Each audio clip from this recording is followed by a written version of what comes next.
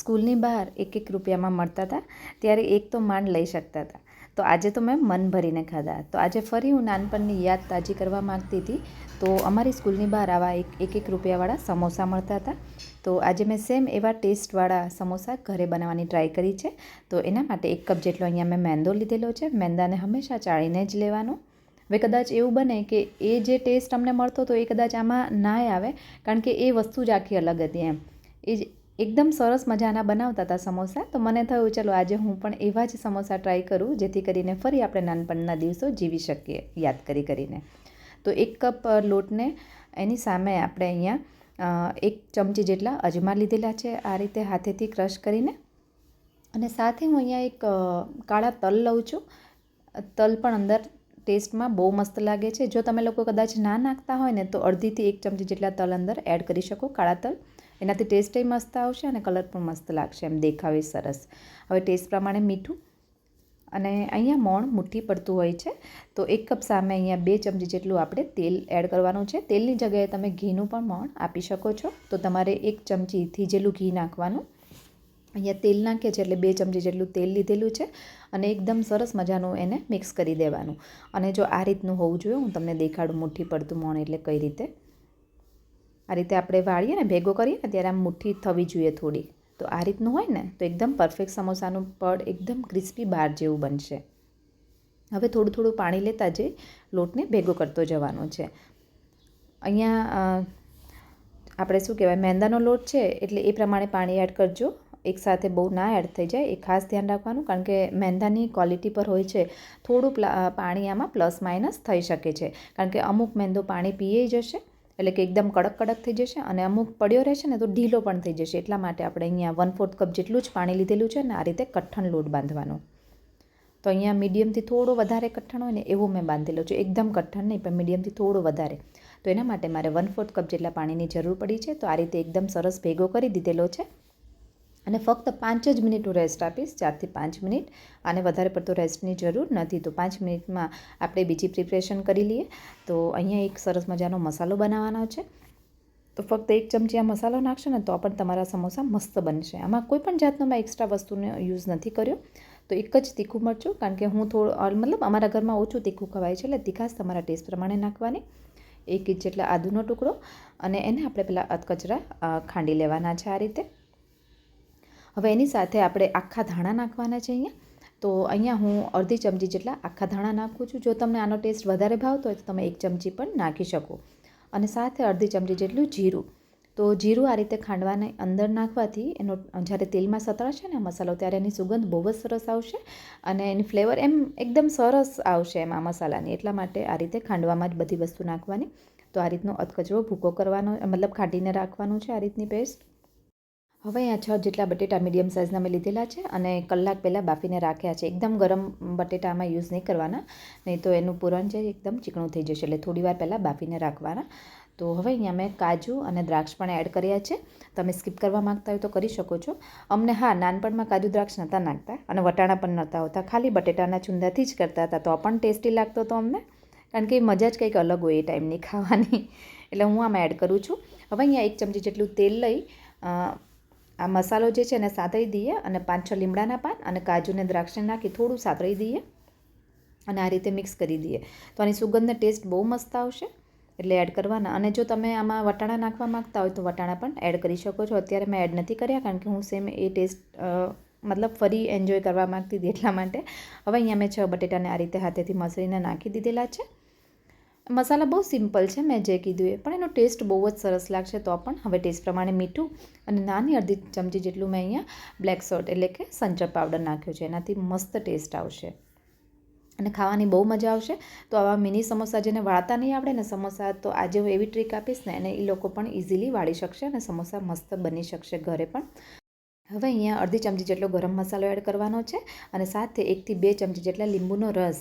તો આ રીતે લીંબુ અને ગરમ મસાલો લાસ્ટમાં એડ કરજો, અને એની સુગંધ પણ મસ્ત આવશે, અને સ્વાદે બહુ જ સરસ આવશે આ રીતે નાખવાથી. અને લીંબુની જગ્યાએ તમે આના અંદર આમચૂર પાવડરનો યુઝ પણ કરી શકો છો, પણ હું અહીંયા લીંબુ જ યુઝ કરું છું. તો આ રીતે એકદમ સરસ મજાનો મસાલો આપણો રેડી થઈ ગયો છે. હવે અહીંયા થોડી કોથમીર એડ કરીએ. કોથમીરનું પ્રમાણ જો વધારે ભાવતું હોય તમને લોકોને તો વધારે પણ એડ કરી શકો છો. તો આ રીતે અંદર ઝીણી ઝીણી સુધારી આપણે કોથમીર એડ કરી તો આપણું પૂરણ બનીને રેડી થઈ ગયું છે, એટલે કે સ્ટફિંગ. તો એને આપણે થોડું ઠંડુ થવા દઈએ. ત્યાં સુધીમાં આટલી વારમાં આપણો લોટ પણ સરસ 5 મિનિટ થઈ છે એટલે સેટ થઈ ગયો છે. તો અહીંયા હું થોડું પોળું કરી દઈશ વાસણમાં, મતલબ ડિશમાં લઈને, જેથી કરીને પૂરણ જલ્દી ઠંડુ થઈ જાય. તો જો લોટ પણ આપણો સરસ કૂણ આવી ગઈ છે. આ રીતે વ્હાઇટ ડોટ્સ દેખાય છે, એનો મતલબ કે લોટ એકદમ પરફેક્ટ છે, એટલે કે કૂણ સરસ આવેલી છે. હવે આ રીતે આ ટાઈમે શું થાય, ઘણીવાર લોટના લીધે થોડો ઢીલો પણ લોટ થઈ જાય પડ્યો રહે તો મેંદો, અથવા તો ઘણીવાર એકદમ ડ્રાય પણ થઈ જાય. તો એના માટે આપણે લાસ્ટમાં થોડું પાણીની જરૂર પડશે તો નાખશું. એટલે પહેલાં કઠણ જ બાંધવાનો, એટલે ઢીલો થોડો થતો હશે ને તો પણ આપણો પરફેક્ટ લોટ થઈ જશે. અત્યારે મારો લોટ થોડો ડ્રાય થયો એવું લાગ્યું એટલે મેં થોડો પાણીવાળો હાથ કરી આ રીતનો સ્મૂથ લોટ તૈયાર કર્યો. જો પૂરી કઈ રીતે કરીએ આપણે એવો બાંધવાનો, મીડિયમ કઠણ જેવો. તો આના લુવા કરી દઈએ, કારણ કે એક લુવામાંથી આપણે 2 સમોસા રેડી થશે. તો મારે 1 કપમાંથી આમ જોઈએ ને તો 7 થી 8 જેટલા લુવા થયા હતા. તો આને આ રીતે રોટલીની જેમ એ સાઇઝનો જ લુવો લેવાનો અને પહેલાં તો રાઉન્ડ શેપમાં વણવાનું. આ રીતનો આટલી અડધી વણાય ને પછી એને તમારે આપણે શું કહેવાય, લંબગોળ જેવી વણવાની રહેશે આ રીતે. એટલે મતલબ ઉપર ને નીચે જ આ રીતે વણતું જવાની, ગોળ ગોળ નથી ફેરવવાની. અને તમે રાઉન્ડ શેપમાં કરશો તો પણ ચાલશે, પણ આ રીતનું કરશો ને તો સેમ બાર જેવો શેપ આવશે. અને વચ્ચેથી આ રીતે એક કટ મૂકી દેવાની. તો આ એક પૂરીમાંથી આપણે 2 બન્યા છે સમોસા. તો હવે જો આ રીતે ઉપરથી પહેલાં પાણીવાળો હાથ કર્યો, પછી ઉપરની કિનારી વાળી અને એને પણ પાણીવાળો કરી આ રીતે એક કોન જેવું બનાવવાનું બહુ ઇઝી જ છે. અને જો પાણીની જગ્યાએ તમારે મેંદાના લોટની સ્લરી બનાવી હોય ને તો 1 ચમચી જેટલો મેંદાનો લોટ લઈ 1.5 થી 2 ચમચી જેટલું પાણી નાખી એકદમ આમ પેસ્ટ જેવું રેડી કરવાનું, અને એનાથી પણ ચીપકાડી શકો. પણ જો પાણીવાળો કરો કે મેંદાના લોટની સ્લરીથી, 2 વસ્તુ ચાલે. પણ એને બંધ કરવું એકદમ પરફેક્ટલી બંધ કરજો, નહીં તો શું થશે, તળવા ટાઈમે ખુલી જશે સમોસા. એટલે એનું ખાસ ધ્યાન રાખવાનું. તમને જે રીતના ભાવે એ રીતે તમે કરી શકો છો. હું અહીંયા પાણીવાળો હાથ કરીને કરું છું. તો એકદમ મેં 1 થી 1.5 ચમચી જેટલું પૂરણ અંદર એટલે ભરાશે જો આ રીતનું. તો ચમચીથી જ હું એને અંદર નાખી એકદમ સરસ સમોસા મતલબ ભરી જાય ને આખા એવા કરીશ. અને જો આ જે એક કિનાર દેખાય છે પાછળવાળી, હવે બધામાં ઉપરથી આપણે પાણી લગાવી દીધું છે ને અડધી જ બંધ કરવાની, જે રીતની આ એક લાઈન છે ને ઊભી ત્યાં સુધી. હવે એની પાછળની સાઈડ જે એક ચપટી લેવાની આ રીતે નાની એવી, અને આમ, જેથી કરીને સમોસું આમ ઊભું પડ્યું હોય, ખબર છે, બેઠું હોય એવું લાગે આપણને, એવી રીતનું રહેશે. અને બીજી સાઈડનો ભાગ પણ આ રીતે બંધ કરી દેવાનો. તો જો હું તમને દેખાડું કઈ રીતે. તો આ એકદમ ઇઝી રીત છે. એટલે જેને નહીં આવડે ને એ લોકો પણ આ રીતે કરશે તો પરફેક્ટ શેપ સાથેના સમોસા રેડી થશે અને તૂટશે પણ નહીં તળવા ટાઈમ. એટલે ખાસ તમારે એ વાતનું ધ્યાન રાખવું કે એકદમ દબાવીને એને સરસ ફિટ કરવાના રહેશે. તો આ રીતના આપણે ઘણા બધા સમોસા બની ગયા છે. હું તમને એવું હોય ને તો હજી એકાદું દેખાડી દઉં, જેથી કરીને તમને આઈડિયા આવે. તો આવી રીતે અમે લોકો તો નાના હતા ને ત્યારે વાપરવામાં આપણને 1 રૂપિયાનો 2 રૂપિયા તો બહુ થઈ જતા, રેર મળતા એમ. 1 રૂપિયો એટલે બહુ જ, 50 પૈસા ને 1 રૂપિયો જ ચાલતો હતો. તો એમાંય વળી જો 1 રૂપિયાનું સમોસું આવી જાય ને તો એવું થાય કે 1 રૂપિયામાં એક જ વસ્તુ આવી. તો હાલ્યો તો એ જ સમોસા મેં એટલા બધા બનાવ્યા ને, અને બહુ નાનપણની યાદોને મેં તાજી કરી. મને પોતાને પણ બહુ જ ખુશી થઈ આજે. તો આજે મેં એ રેસીપી શેર કરી. એટલે તમારે તે જો આવી રીતે સ્કૂલમાં તમારે બહાર શું વખણાતું હતું અને તમે શું ખાતા હતા 1 રૂપિયામાં કે 50 પૈસામાં, એ મને કમેન્ટ કરીને જરૂરથી કહેજો. તો મને પણ આઈડિયા આવે અને મને પણ એ વાતની ખુશી થાય કે મારી જેવા ઘણા છે કે જે હજી પહેલાંની વાત પણ એને યાદ છે અને એ લોકો હજી તાજી કરવા માગે છે અને એ જીવન જીવવા માગે છે. તો કમેન્ટ કરીને કહેજો કે તમારું ફેવરિટ વસ્તુ કઈ હતી નાનપણમાં અને તમે શું ખાતા હતા. તો આ રીતે જો પાછી એક ચપટી લઈ લીધી અને સાઈડનું પણ સીલ કરી દીધું. તો આ રીતનું એકદમ સરસ પરફેક્ટ સમોસું બનીને રેડી થઈ ગયું છે.